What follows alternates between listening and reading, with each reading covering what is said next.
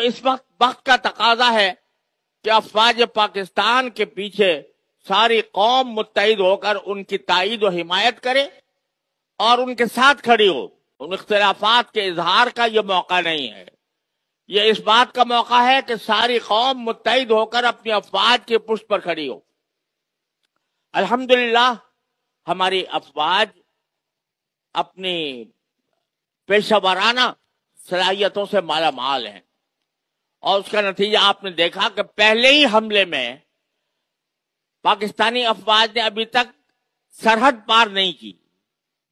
کوئی فوج یا کوئی طیارہ پاکستان کا سرحد پار کر کے ہندوستان میں نہیں گیا. یہیں سے ان کے حملہ آور طیاروں کو اس طرح مار گرایا ہے کہ دنیا اس کے اوپر اشش کر رہی ہے. اللہ تعالیٰ کے فضل و کرم سے ہماری بہادر افواج کا یہ طرح امتیاز ہے کہ جب ایسا موقع آتا ہے تو وہ دشمن کا مقابلہ پوری تندہی کے ساتھ کرتے ہیں، پیشہ ورانہ مہارت کے ساتھ کرتے ہیں. اور ہم نے تو پہلے جب انہوں نے ایبٹ آباد کے اوپر حملہ کیا تھا تو ان کا نہ صرف طیارہ گرایا تھا بلکہ اس کے پائلٹ کو بھی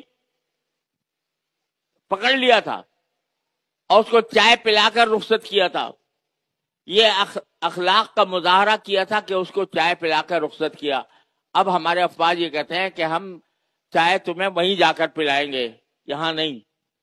تو اس لیے اب ہر مسلمان کو، ہر پاکستانی کو اپنے افواج کے پشت پر کھڑا ہونا چاہیے اور ان کی تائید و حمایت کرنی چاہیے.